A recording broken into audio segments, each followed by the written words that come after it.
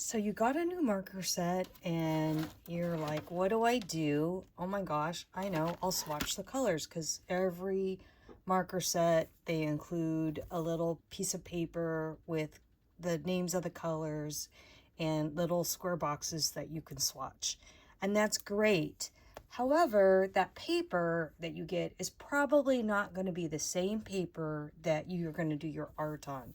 So I think it's a better idea to get to know your colors by doing several different kinds of swatching.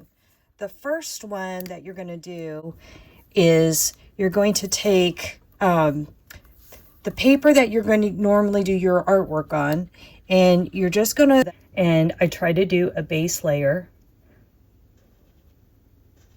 And my aim when I'm doing this, for me, when I'm making the strips, is I want it to be about a marker's length. So that's how wide I make my base layer. And then I'll skip a little bit so that I have a single layer, and then I'll go to the middle, to the last edge, and now I have a second layer. So this is what it looks like with a second layer. And then I will go through and I'll do another section. I'll move it over, and that's how I get, I'll do it several times, and that's how I get 3 distinct color values. So the value just means how light or dark a color is. So here I have the lightest I can achieve with this marker, and then I have a darker value there. So if I do a second layer, this is what it looks like. And then if I do multiple layers, this is the darkest I can get this marker. I just try to do more than 3, because some markers require that. They all act differently depending on the color, how much saturation you can get out of a marker. And then what I'll do is I'll take note of what the color name is on the cap, and I'll write that down below. So this is B340. So then I'll write B340.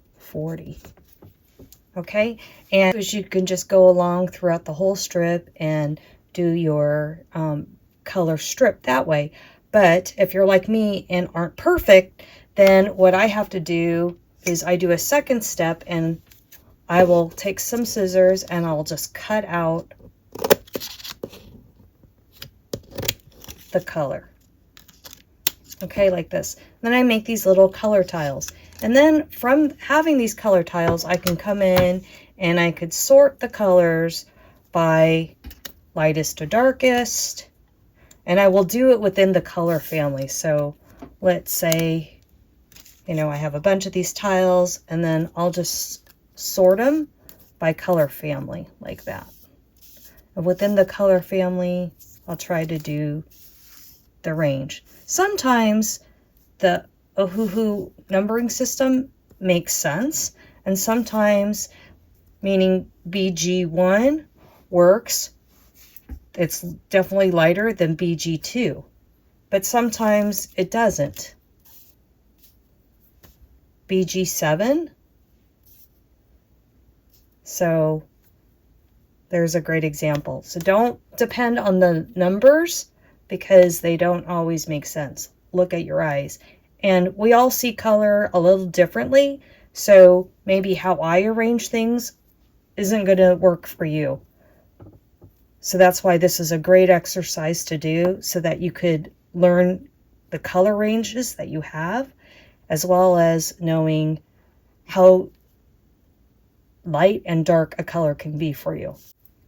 So that's how I do that for color strips, as well as creating these cards. So same concept, where I colored in, I made these little cards, and then I used my tiles and I figured out which order I wanted them to be on the cards, and then I swatched the cards. So again, I like these cards because I could see at a glance what I have within a color family.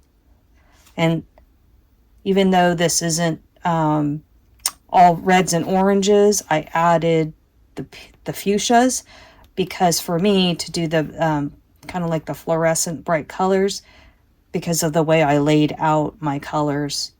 So, you know, I had to add more markers so that I had a good visual. So that's why mine's arranged like that. But these are very, very helpful for me to see what I have at a glance, so that when I'm trying to figure out which colors I want to make a project, I could look at it from this perspective. So just different ways of looking at your markers. And this did take a while to make, but it's definitely worth it. Plus, where this has been helpful for me is if I wanted to add to my collection and buy single colors, like Copic markers, for example, you could buy single colors. You can see which colors that you're missing, and you know where you need to fill in. In terms of, for me, I'm not trying to get every color that's ever made. I'm more, what colors am I trying to strive for that I don't have? The lighter colors are hard to achieve when you're trying to, this is my experience when I'm trying to draw, trying to get a highlight.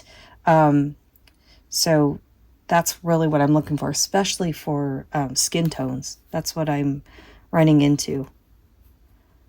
But this helps. So I did add my Copics, so I just coded mine with a C so that I would know. And see, had I done this earlier, I would have said, oh, these two colors are too much alike, and I would have not bought that one. But I did it for each color family. The blues. Here's my greens.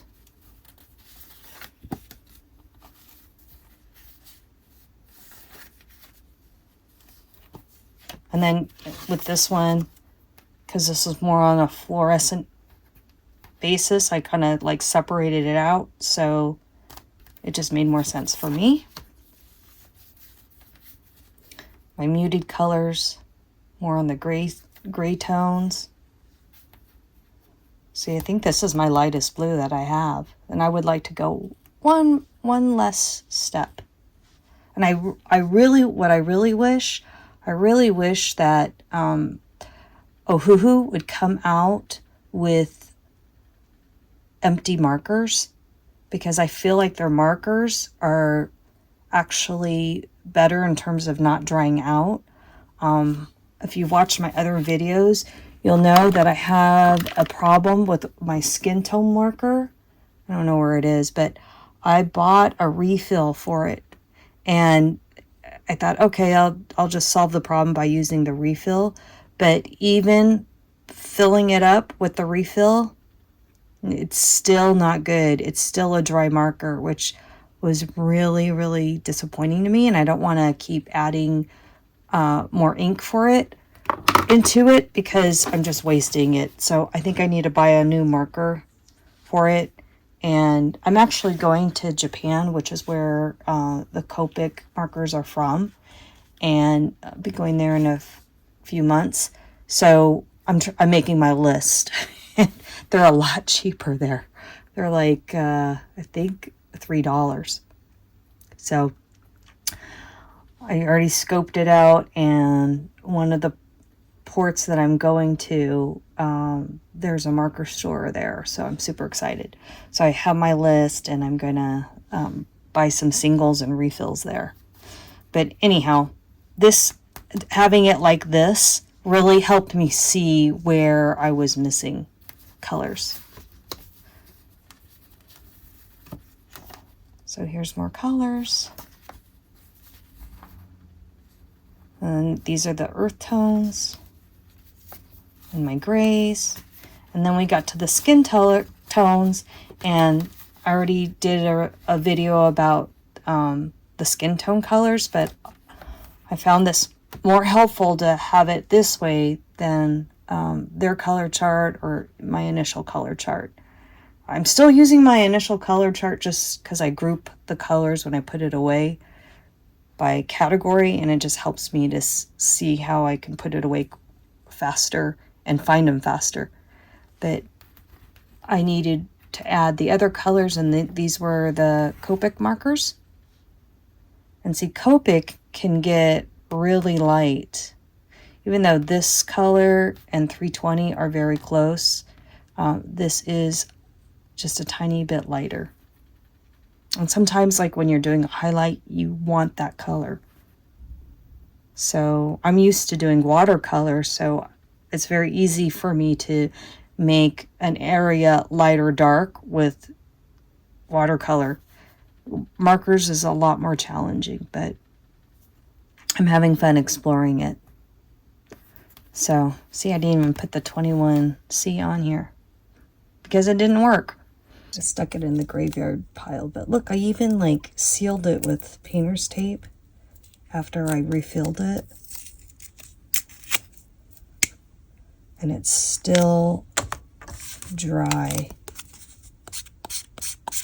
So something is wrong with this marker. There must, I don't see a crack, but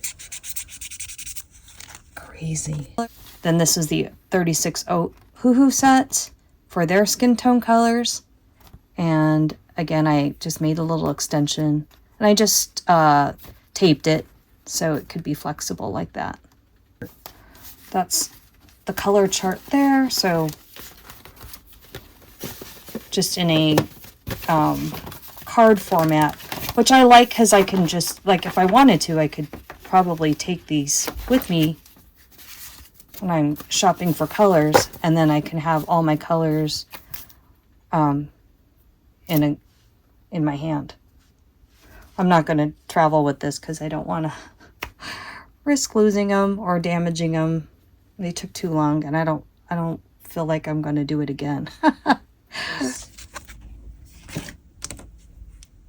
The caps don't match always. Like, see how G060 is way lighter than the cap, and that bothers me. And even though it really depends on the paper you use, so this is like a matte sticker paper, and then this is a glossy sticker paper, and that matches the cap. So you could see a difference in the paper, and this is Nina paper. So with the paper that you use the most, in my case, I'm going to use the Nina paper, and also this is very similar to the Ohuhu marker pad. Anyhow, so this is the Nina cardstock, and I'm just going to make a little swatch for it. And then I'm going to come in here and put the number on it. Then what you do is you take double-sided tape, just a tiny bit, you don't need much. You're going to put it on that cap.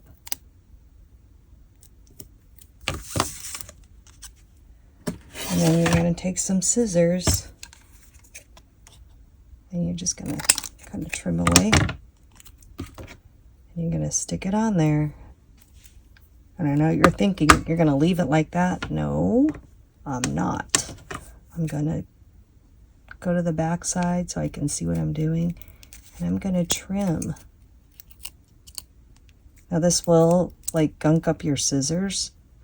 This scissors is by Swatch, and it's supposed to be like less gunky, but if it happens, just clean it with, I think rubbing alcohol should do it. But look, now my ends will match my paper. So I'm just doing it for the ones that are obvious. The reds, oh my gosh, let me show you the reds. So here's the reds, and as you can see, I had to do most of them. But you know what? It's actually worth it. It took me a long time to do it. I took my time because I want it to look nice, and I'm going to look at this a lot. So it's just worth it to me. And now enjoy seeing them in this order versus where the caps were different colors and they didn't match, and that just really annoyed me. So I think it's going to actually, in the long run, help me to find the markers faster. And some of them, like the grays, I didn't have to do that much because the caps pretty much matched the colors, just a couple on the ends there. So not all the markers needed it, but whatever ones did, I went ahead and took care of.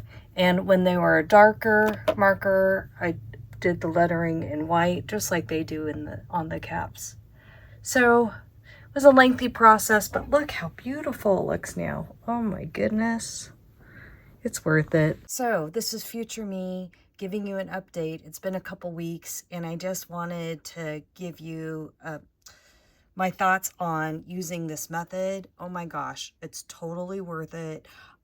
It's helpful for pulling colors and also putting away colors.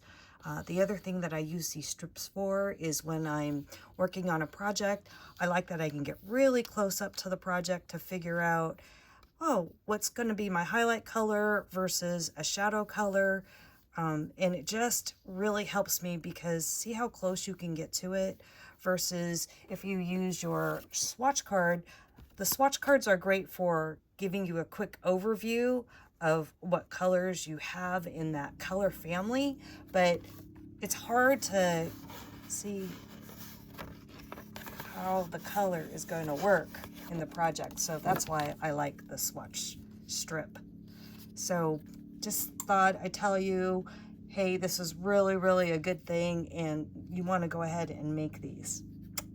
All right, back to the rest of the video. So those are my 3 swatching exercises I recommend for you to do because it will really make you familiar with what color range you have, and you'll really get to know on an individual marker basis each color, which will help you when you're creating your artwork to really know, oh, okay, this is the color I'm going to use for my base color, this is the highlight color, and this is my shadow color. And that really cuts down the time when you need to start creating. And for me, I hate it when I'm trying to search for a color because that kind of breaks up my momentum when I'm creating. I don't know about you, but it does for me. So having easy access to stuff really helps me. But by the end of a project, my table is covered with all the markers that I've used. And so I have found by making these color swatch strips super easy to put my colors away quickly. And that was always another pain for me because if I don't put them away in a specific order, finding them for the next time is a pain. So guys, that's the end of this video. I hope you found it helpful and useful because that's always my intention, is to try to help somebody else out. And I see a lot of new users, they kind of get lost, and I thought this would be a good starting point to getting to know your markers and also helping you organize them. If you have any ideas for a future video, please let me know. And also, if you can leave me some feedback by giving me a thumbs up or a comment, I get really excited when you guys do that. It helps me because I enjoy making these videos, and I hope you also enjoy watching them. All right, until the next time, take care. Bye-bye.